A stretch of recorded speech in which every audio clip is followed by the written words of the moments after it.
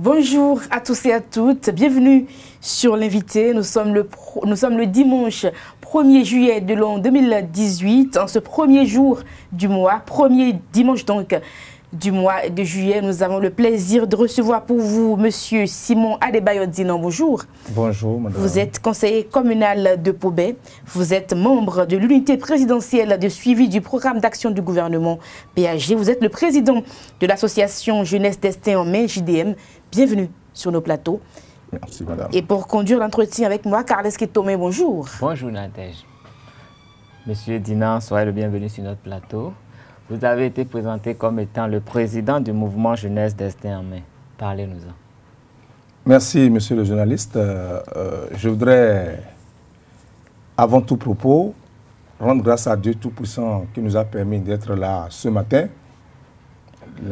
L'inviter pour qu'il commence avec nous comme Alpha, qu'il soit avec nous comme Emmanuel et qu'il termine avec nous comme Oméga.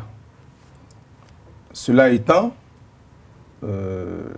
l'association, sinon le mouvement politique Jeunesse Destin en Main a été créé en 2013 suite à de nombreuses frustrations dont la jeunesse a été victime pendant plusieurs années. Vous n'êtes pas sans savoir que la jeunesse aujourd'hui constitue plus de 60% de la population. Mais nous avons constaté que ce soit dans les instances de décision, que ce soit dans les partis politiques et autres, la jeunesse est instrumentalisée. Et mieux, une fois accédé à ce pouvoir, nous estimons quand même qu'il faille retourner l'ascenseur à la jeunesse. Mais nous avons constaté à plusieurs reprises que cela n'a pas été le cas.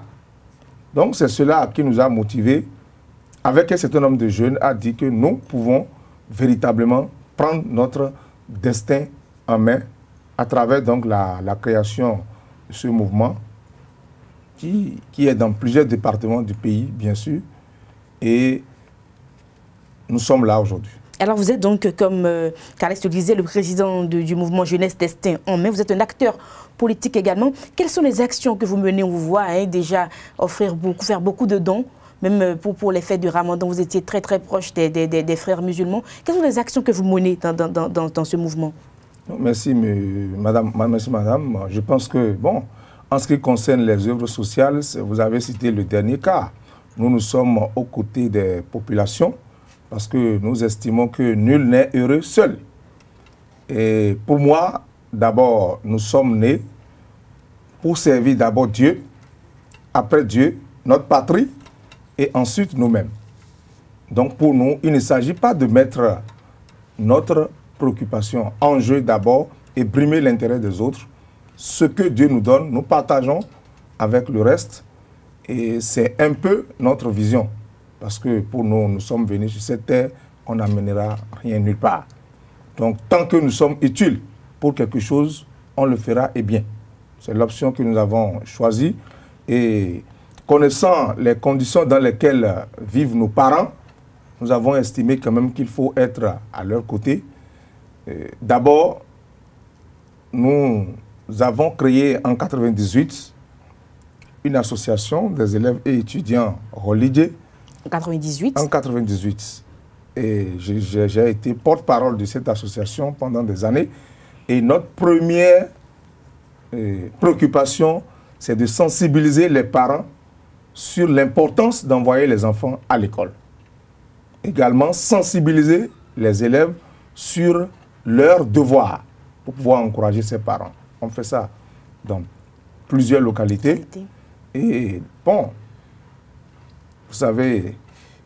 Ces actions se mènent donc en silence. En silence, bien sûr, bien sûr. Et nous sommes tout le temps, comme je l'ai dit, aux côtés des populations. S'ils ont des situations, on va, puisque nous avons la chance d'être parmi les lettrés, puisque je ne vais pas aller dans le détail, nous sommes sortis des zones plus ou moins reculées du pays, où plusieurs personnes n'ont pas la chance d'évoluer. Donc, si Dieu a fait que nous sommes là, nous estimons quand même que nous devons apporter la lumière à notre population. Nous devons les défendre quand il s'agit des questions de brimades et autres. Donc, voilà les actions que nous menons. Monsieur Adebayor, vous faites partie de l'élite quand même de votre communauté. Et puis, le mardi dernier, il y a l'élite béninoise qui est venue de la France, l'association des élus français d'origine béninoise, qui est venue signer une convention avec l'Association nationale des communes du Bénin. Et à cette occasion, le chef de l'État avait eu à faire une déclaration. Le chef de l'État a proclamé la fin de la béninoiserie, ce fameux mot qui mine les activités au Bénin. Que pensez-vous d'abord de la béninoiserie et la fin de cette proclamation par le chef de l'État? Qu'en dites-vous? Merci, monsieur le journaliste. Vous savez, nous sommes, depuis 2016, nous sommes rentrés dans une phase active de la rupture qui nous amène à un Bénin révélé. Pour que le Bénin soit révélé, il y a des pratiques qu'il faut bannir. Au nombre de ces pratiques, il y a la béninoiserie dont le chef de l'État a parlé. Nous devons être libres. Le Bénin, nous devons innover. Bon, donc je pense que c'est dans cette logique, c'est dans la même vision de l'appel lancé par le chef de l'État qu'il a encore employé cette expression juste pour renforcer sa vision. Pour nous dire un peu que nous ne sommes pas si méchants au Bénin, pourquoi nous avons envie de montrer que la béninoiserie, c'est comme si on s'en voulait, qu'on était très méchants au Bénin, alors que nous ne le sommes pas. Nous sommes un peu bien au Bénin. Bien sûr. Le peuple béninois est un peu bien, n'est-ce pas? Bien sûr. D'accord. Alors dites-moi, comment vous percevez l'ambiance politique qui règne actuellement dans le pays depuis donc, que le Bénin se révèle à nous-mêmes? Merci, madame. L'ambiance politique dans le pays, je crois que tout ce qui se passe, c'est normal parce que lorsque vous êtes habitué à certaines pratiques et que l'homme vient avec une vision, c'est un peu, ce n'est pas automatiquement que les gens vont prendre le pli. C'est ce que nous remarquons aujourd'hui. Parce que le chef de l'État, ce qui m'enchante, c'est qu'il a annoncé qu'il vient avec la rupture. Voilà quelqu'un qui est fidèle à ses promesses, à ses engagements. Il ne dit pas, bon, comme je suis arrivé et que, bon, j'ai des ambitions encore, bien j'ai ci ou ça, je vais passer un peu à côté. Non, il dit, voilà comment cela devrait se passer. Et il est en train de marcher dans ces promesses depuis électorales. Hein? Absolument. Donc vous dites que l'ambiance politique, c'est plutôt bien dans le pays. Oui, il y a de quoi que les gens... Il y a beaucoup de personnes qui sont en prison, qui sont derrière les barreaux, il y a beaucoup de partis politiques qui disparaissent à petits coups quand même. Oui, non. Écoutez, je pense qu'on ne peut pas faire d'omelette sans casser les œufs. Lorsque nous parlons de la rupture et que le peuple béninois a opté pour cela, nous devons être prêts à faire un certain nombre de sacrifices. Nous devons être prêts à laisser un certain nombre de pratiques et faire face véritablement au développement du pays pour pouvoir faire révéler absolument le Bénin. Je pense que nous sommes à cette phase-là aujourd'hui.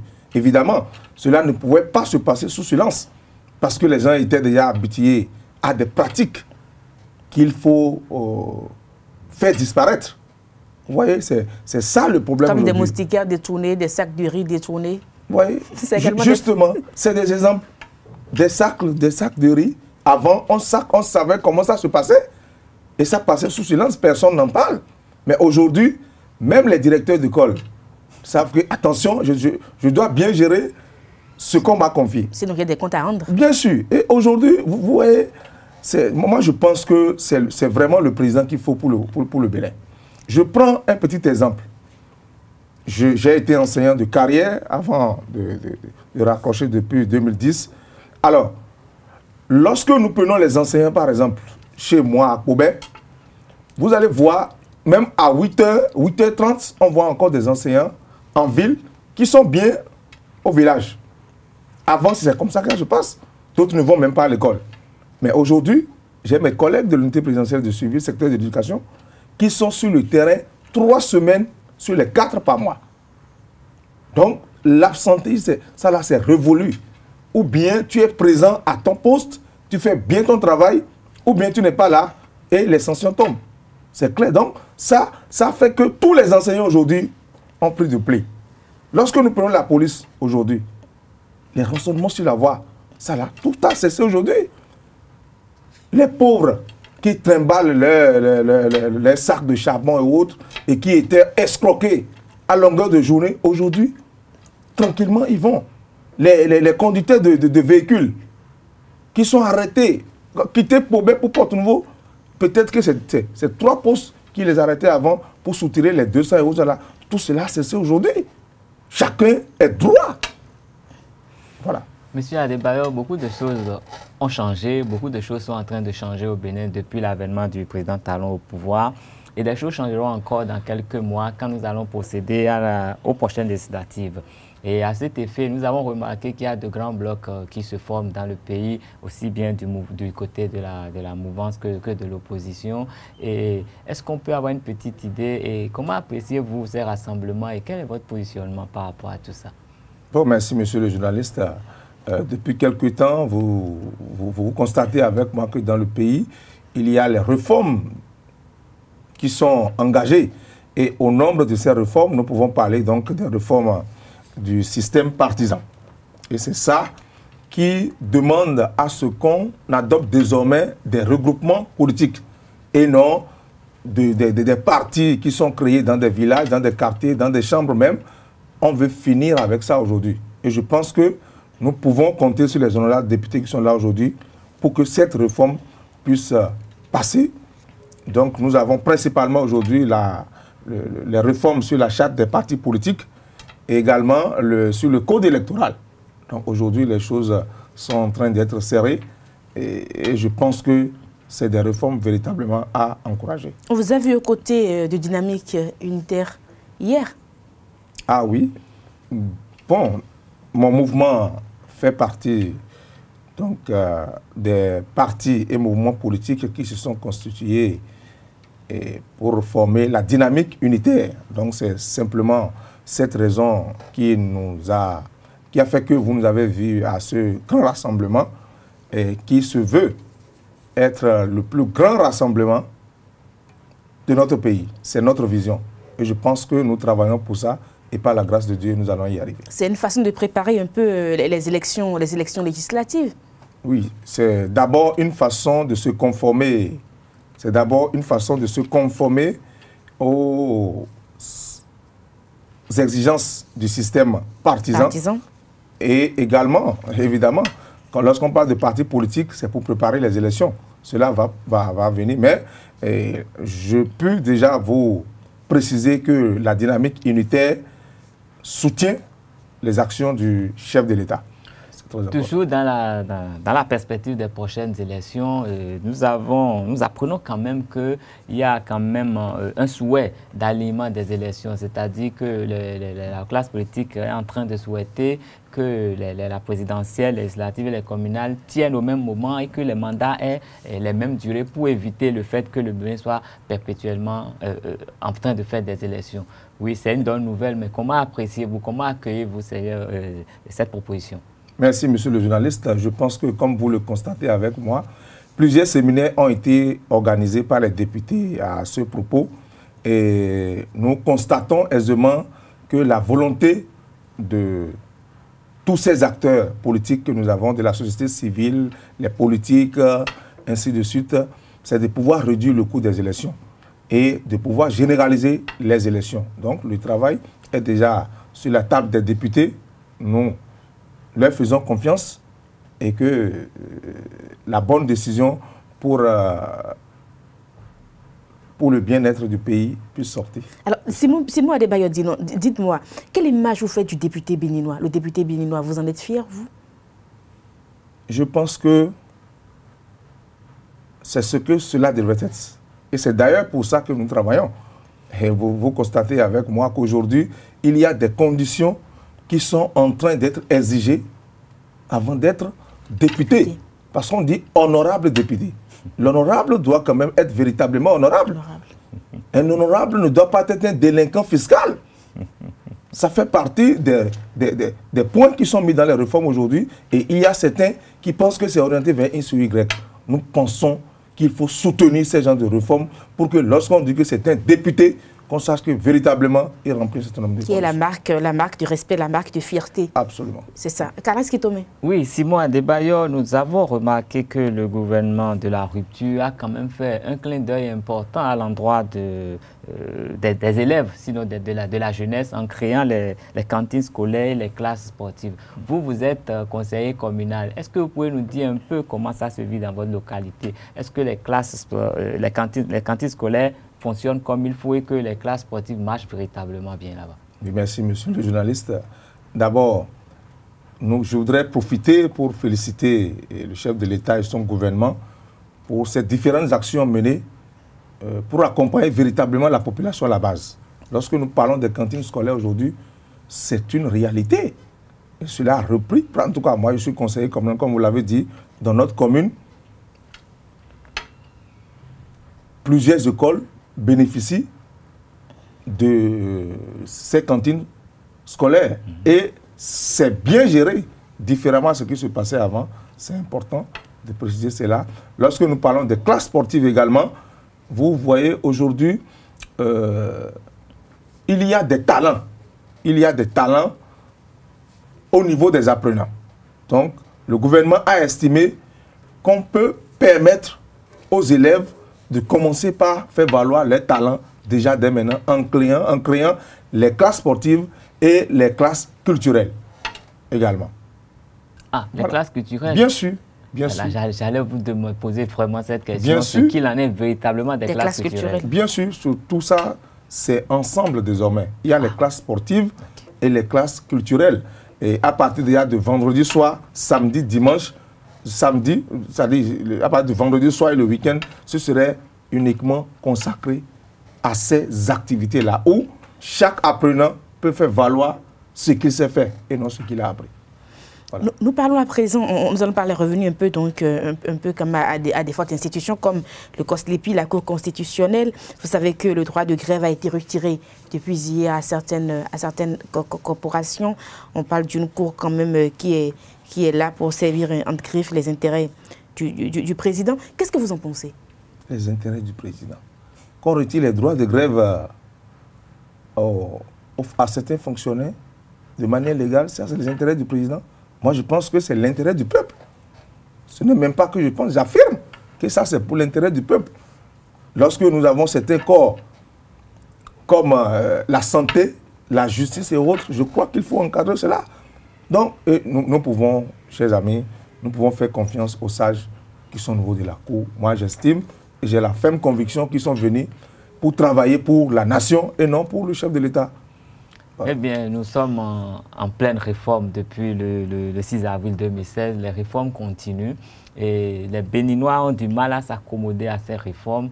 Est-ce que vous pensez qu'avec l'allure que le Bénin prend avec les réformes, on pourra résoudre nos problèmes? Ou bien n'aurait-il pas fallu une autre préparation psychologique des Béninois avant de frapper beaucoup plus fort dans le Bénin? Non. Merci, monsieur le journaliste. Une préparation psychologique.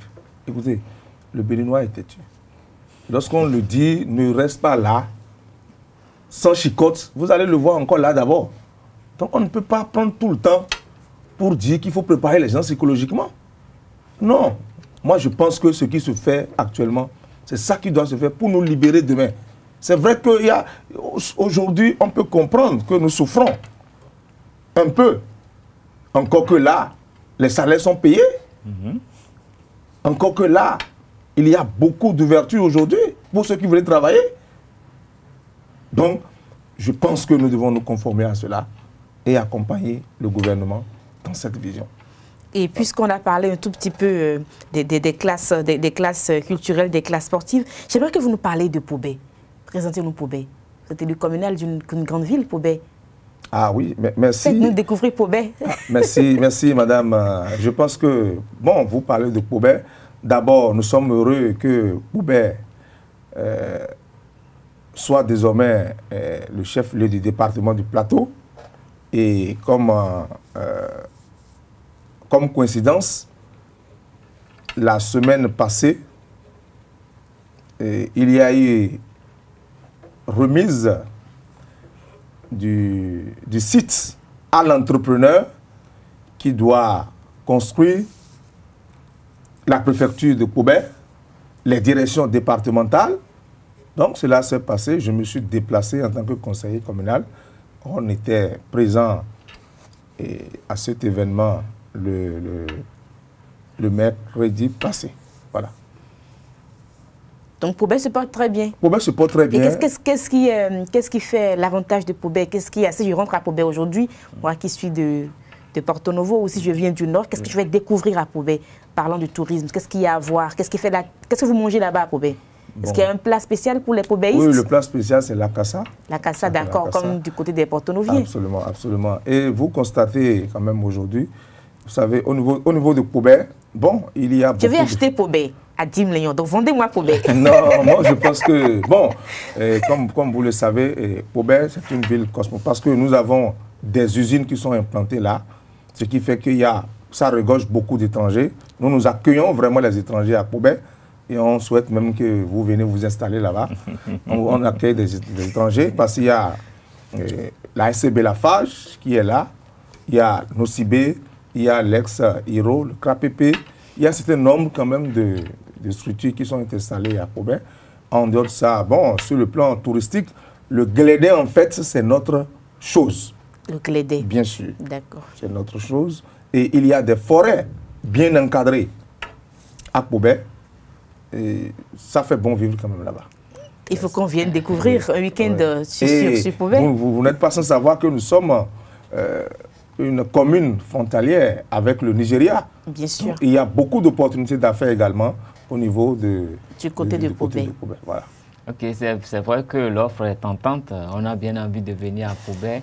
Mais dites-nous un peu, les populations de Pobé aujourd'hui, économiquement, ça se passe comment? Parce que il y a des échanges avec le Nigeria. Pour certains ne sont plus au beau fixe, surtout avec les menaces par rapport à certains produits prohibés. Et comment ça se passe aujourd'hui à Pobé? Est-ce qu'à Pobé, les citoyens se plaignent? Bon, vous savez, je pense que Pobé, il y a d'abord l'agriculture. L'agriculture qui est en train d'être encouragée aujourd'hui à travers, par exemple, le renforcement des petites et moyennes entreprises. Nous avons des associations qui ont bénéficié tout récemment du gouvernement du président Patrice Talon du matériel, oui, pour renforcer les capacités de production en huile rouge, par exemple, puisque Pobé, il a une capacité très forte de production des palmiers à huile. Cela est en train d'être renforcé. Également, par notre position de la frontière avec le Nigeria, il y a un certain nombre d'activités qui sont développées. Il y a des parcs qui sont développés également là. Donc tout cela fait que la population quand même s'en sort. Voilà. Alors, nous sommes presque à la fin de l'entretien. Vous allez nous dire donc un message à l'endroit du peuple béninois en tant qu'élu communal de Pobé. Merci, madame. Je pense que à l'endroit du peuple béninois, je vais leur demander tout simplement d'accompagner le chef de l'État que Dieu nous a amené pour que véritablement ces réformes puissent aboutir pour déclencher définitivement le développement de notre pays. Et à l'endroit de la jeunesse, parce que je suis jeune, je ne vais pas quitter ici sans parler à la jeunesse de mon pays. Je vais leur demander d'oser. Je vais leur demander d'être courageux.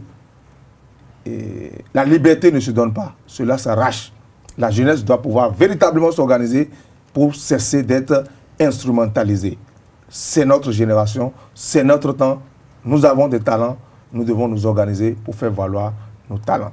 Donc, à l'endroit donc de son Excellence, le président Patrice Talon, je voudrais lui rassurer du soutien de la jeunesse qu'il a porté au pouvoir, parce que vous constatez avec moi qu'il a été porté au pouvoir par la jeunesse béninoise, sans même le consentement de plusieurs aînés qui aujourd'hui sont en train de croire. C'est heureux qu'ils croient au choix de la jeunesse. Le chef de l'État peut toujours continuer par faire confiance à cette jeunesse, parce que nous estimons que c'est une opportunité pour la jeunesse. Merci bien. Et un dernier exercice, puisque vous êtes de Pobé, vous allez parler la langue locale de Pobé pour adresser un message, en regardant droit dans la caméra qui est en face de vous, un message en langue locale aux populations de Pobé. En 1 minute 30, on peut essayer? Ah oui. Allez-y.